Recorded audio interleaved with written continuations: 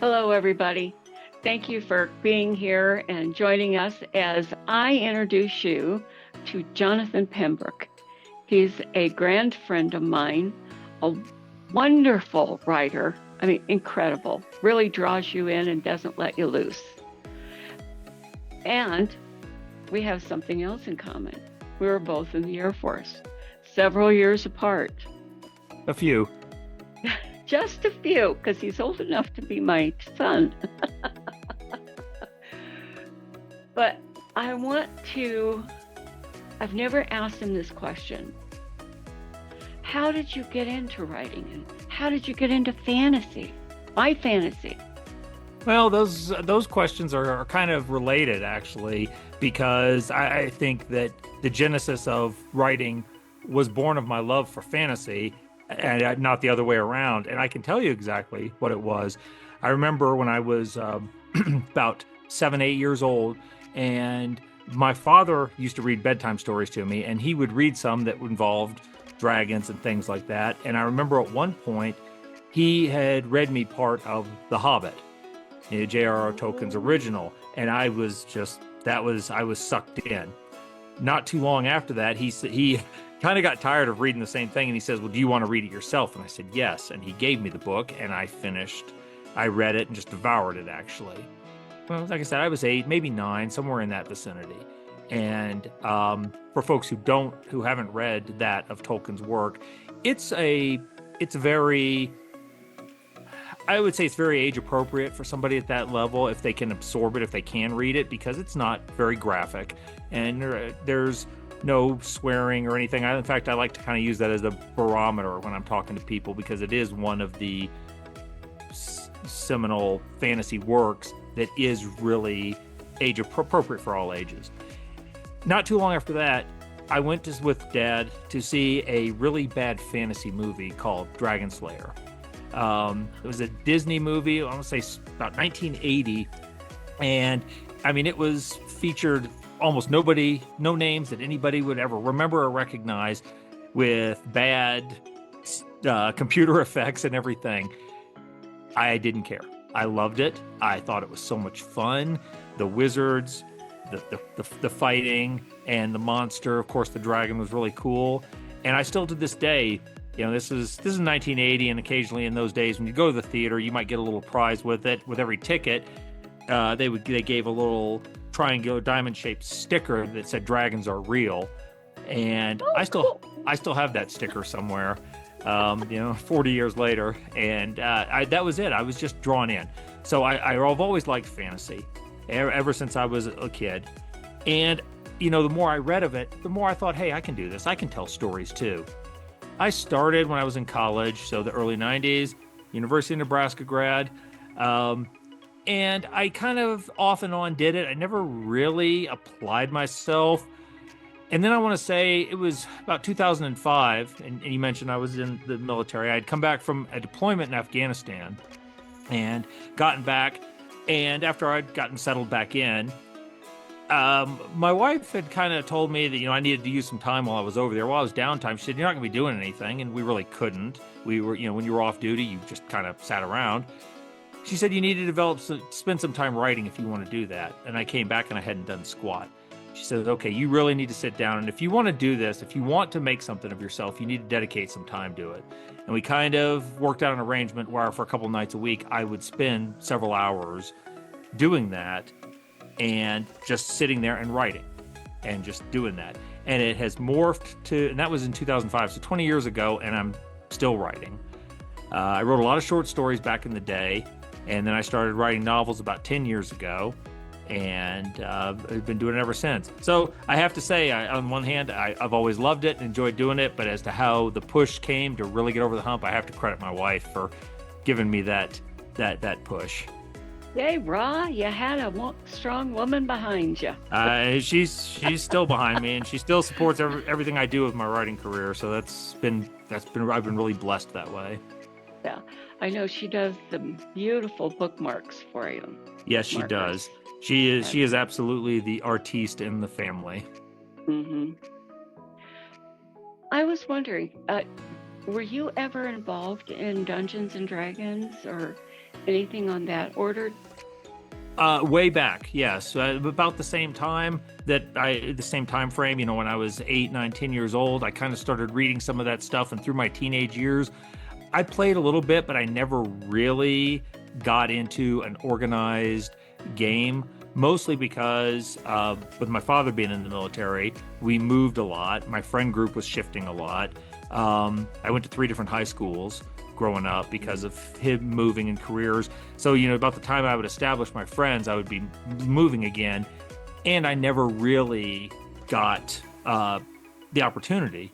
It never seemed to happen. My interest diversified a little bit. My love of writing remained, but my interest in Dungeons and Dragons tailed off a little bit about the time I hit college. So that's why I never did. But yeah, I read a lot of I had some of the original hardback rule books back when I was a teenager. Mm-hmm. How many books have you published now so far? I am up to 10 books now. So how many series?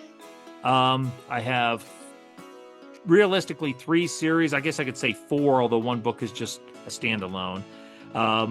Probably my best known and my best-selling series is called The Holly Sisters. This is the cover from the 3rd one on that t-shirt. It is about 2 fairies who run criminal street gang, and these are not like little sweet Tinkerbell fairies.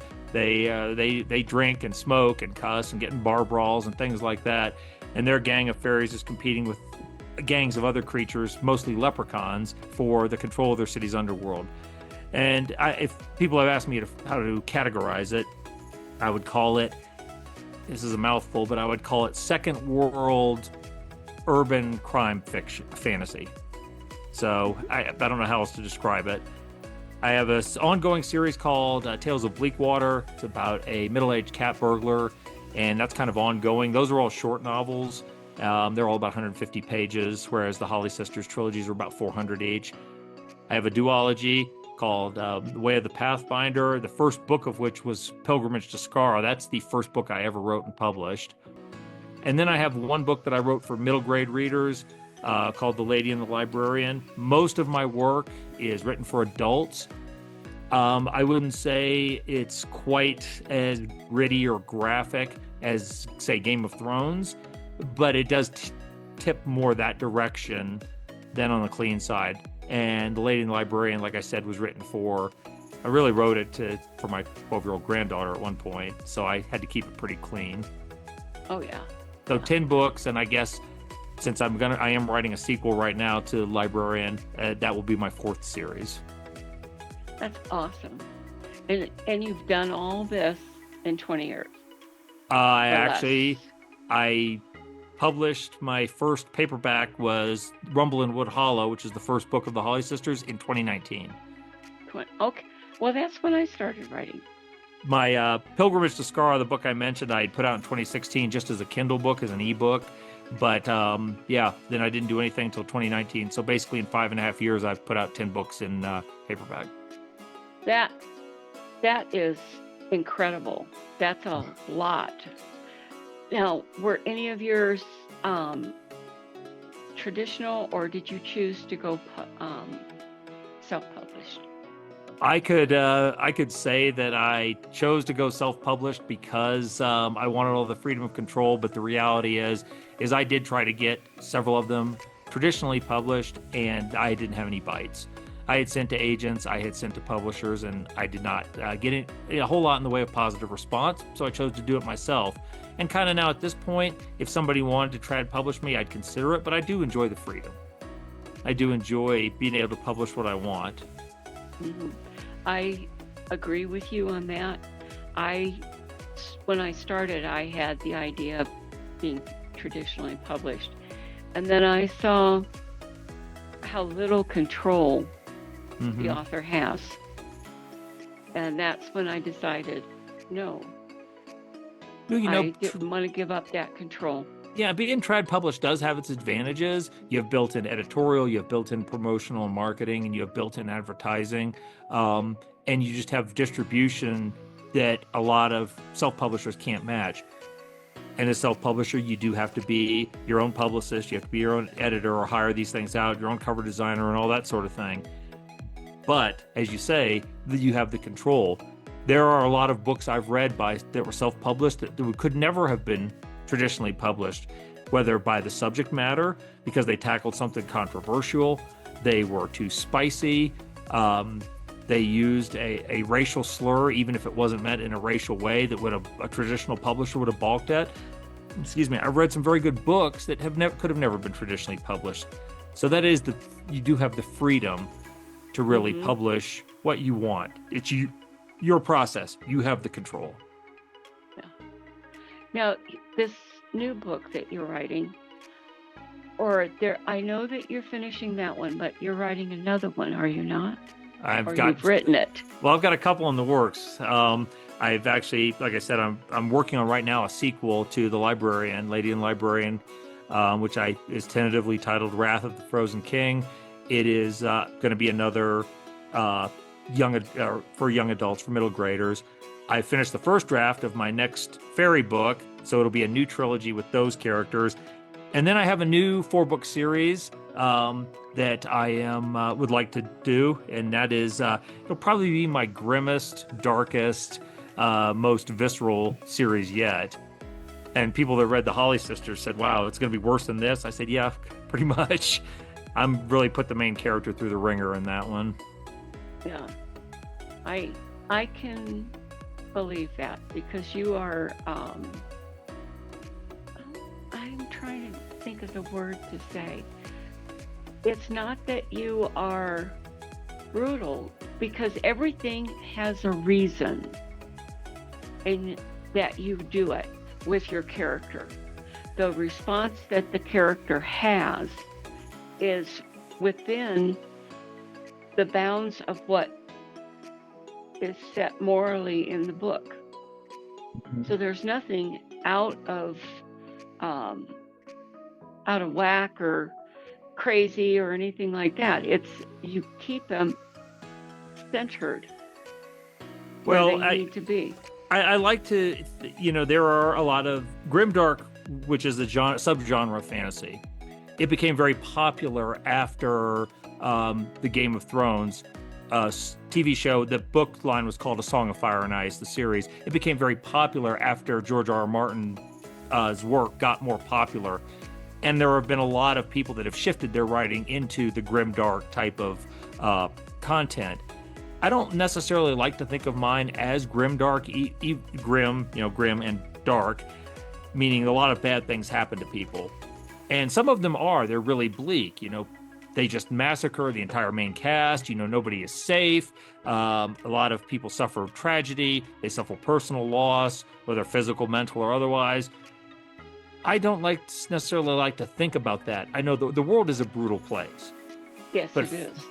But frankly, I do put my characters through a lot. But when you get right down to it, when you read my books, I always try to have an underlying sense of hope. And my endings are going to are often going to be kind of bittersweet. Characters will have been through a great deal, but they're always looking towards a better future, even after they've kind of suffered what's happened. And I can say that in the Holly Sisters, the trilogy is completed, and at the end of it, the main character has suffered a lot, but she's looking towards a brighter future. And in The Way of the Pathfinder, the characters have lost, but things are looking up. And that's kind of how I like to end my books. Not necessarily, I don't like to end with everybody died, the end. And that's kind of how some of the grimdark books go. And I like there to be that idea that all of their struggles are producing or will produce a better outcome for them in the future. Do you think that any of the time that you've served overseas, been deployed, and that have influenced any of your writing? Maybe a little bit. When I think I've drawn some specific experiences from things that have happened, like thinking about a character maybe being under fire in certain things. Because, quite frankly, if I don't say this to be flippant, but if you've never actually had consciously understood that somebody is flinging bullets in your direction, you don't really know how that feels. If you've never had that happen, it's hard to explain it to somebody to whom it hasn't happened. And in the heat of the moment, you don't necessarily feel it, but afterwards, as it sinks in.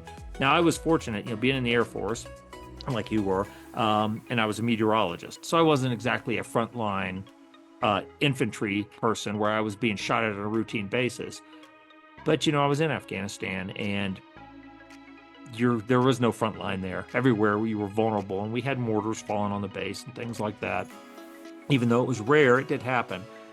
And I've tried to use some of the adrenaline that people feel when they're in that situation for characters who are in combat and they might start shaking afterwards. I would never classify myself as having PTSD, even though I've had reactions to things. Like if I hear loud noises like fireworks, I do instinctively jump and think, I need to get to cover. I just think of that as conditioning. I wouldn't call it trauma. I think that would be disrespectful to people that actually have legitimate trauma from their service. But I've incorporated some elements like that into the way some characters react to things that happen to them. Does that make sense? Yeah, and I was also thinking too that when you go into a war area, you'll still find people that have hope.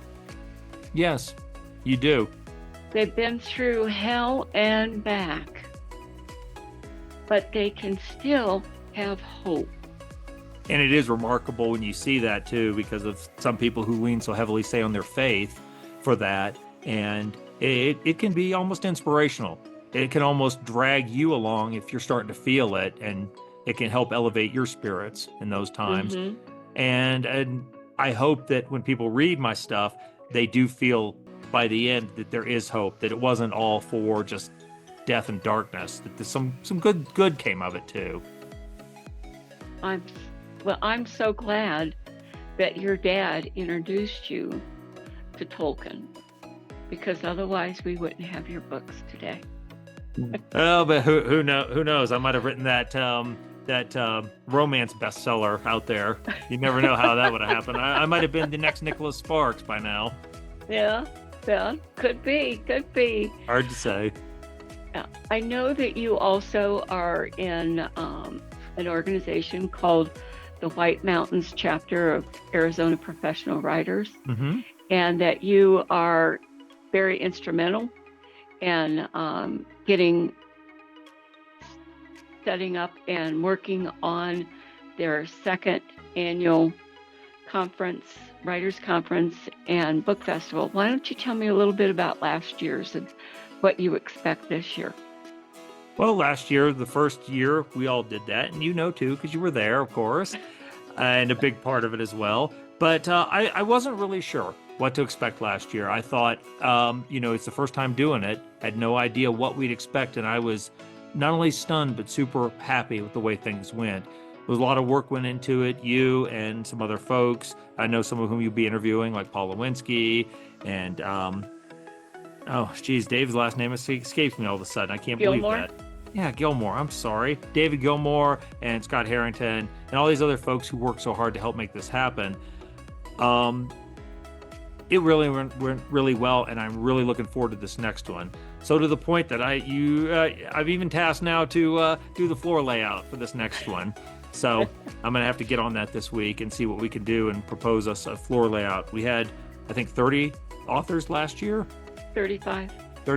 And so we're hoping to get half as many or twice as many this year, and half again as many, twice as many, and that would be great. It's amazing. You think in this small mountain town that we live in, Kathleen lives in the next town over, but we're all kind of in the same community. In this small mountain town, you wouldn't think we'd have that much foot traffic for a book event, and it was amazing. We had hundreds of people come through, and it was a great experience. And to anybody watching this, if you've never done something like this, I highly encourage you to get out and do it and try to set one up, even if it's small to start, because it's great for networking, it's great for selling books, and it's great for the community. We had all kinds of vendors locally who were interested. In fact, the restaurant owned by our mayor was our official food vendor last year. for for folks to come and have lunch while they shopped around and picked up a book. How much more could you ask for than that? We guess we could have offered him a beer. That would have been about it. But I think he had some. did he? Okay. No, I'm. Please don't say. Say what? No, there was no beer there. Nobody No. who's watching this saw there was no beer. None. Uh-uh. But anyway, you know what I mean. It was a great experience, and I really think it was a lot of fun. Anybody who's watching this, who's in the local area or the next state over, I encourage you to come check it out. And I said we had hundreds of people walk through, and we're already way ahead this year of where we were at this point. I think this point last year, we were still trying to figure out what we were doing. We didn't have a venue. We didn't have any banking system set up. We had no advertising. And this year, we're already well ahead of that and leaning into it. So, yeah, I really, we've got a great community here that is very supportive of us. If you're down in Phoenix and thinking, hey, I'd like to escape to the mountains for the weekend, come on up. We also have a writers conference the day before. And we're going to have some good speakers coming to talk to us. It's a good chance, again, to network and just get to meet people. So anybody who's in Nevada, Utah, New Mexico, Arizona, come check us out. Actually, I was talking to some people from New Mexico the other day, and they plan on coming. Awesome. Yeah, from Roswell. Okay. Great. So, and she's a prolific writer also. So she's also a website designer, and she's doing my website, and I'm okay. helping her get here. Yeah, that'd be great. I would love Yeah. I would love our reach to expand, to people from outside the state, not just not just because it having more authors there is good for the event, but I would love people to come in and just experience the town. The Show Low and the White Mountains area is really just a great place during the summer to be. It is, and I believe that there is just such energy here. I know that I have met, I would say, close to 100 authors that live up within a 50-mile radius. Yeah, and you wouldn't think Show Low. that. Navajo County has, I think, a total population of 125,000 people. And you would think, okay, you're not going to find much in the way of art or authors, and we're swimming in them. It's amazing to me how many authors, and I don't just mean authors, but I mean good writers that we've met who live up here. Yeah. We have some amazing writers up here, and a lot of them are going to be at the book festival. So Yes, they are. we have USA Today best-selling authors living up here. So it really is a good opportunity, and it's a great event. We're not quite as big as Tucson yet, but give us time. Yeah, that's true. But like you said, give us time. We're babies, taking baby steps, but we're growing by leaps and bounds. That's right. So thank you. And thank you for joining me, Jonathan. You're such absolutely. a joy to talk with and to work with. Usually, ladies and gentlemen, when I go to events, he's there, and another mutual friend and writer, Paul Lewinsky, is there, and the three of us are kind of like the three amigos. Pretty much. Yeah. So if you see one of us at an event, you'll see the other ones, usually. But thank you again, Jonathan, for joining me and sharing with me. And the next thing I want you to do is share with us how people can get hold of you, how they can contact you if they want to. And ladies and gentlemen, I will be putting it on a slide at the end also, so that you can pause it and write the information down if you can't jot it down quick enough now. Jonathan. The best way to get a hold of me is actually to email me. It's Jonathan, JONATHANS, Pembroke @gmail.com. And that's the best way to get a hold of me. You can also go to my website, which, yes, Kathleen's going to scold me for this, but I'm still hosting my website through WordPress. It's wordpress.flinthatchet.com. And I have a contact me form on there that you can send it. It'll email me as well. All of my books are linked on my website as well. They're all available on Amazon for paperback and Kindle. I haven't gone wide yet. We'll see, maybe one of these days. But right now, they're just on Amazon. And I am always out and about in the local area trying to do events too. I know we're going to all be at Payson at their 8th annual Book Fest this year in July. And when we have ours in 10th. August. 10th. 10th of July. Okay. No, That is 10th annual. 10th Last year annual. was Oh, 9th. it is. Okay. Cool. Yeah. So we're going to be down there, and we're going to have our own event in August on the 9th. Is our book festival with the conference on the 8th. And so we're out and about. We're around. So please, if you're in the area this summer, if you're in the White Mountains, come see us. Thank you, Jonathan. And ladies and gentlemen, thank you for joining us. Until next time, bye-bye. Bye-bye.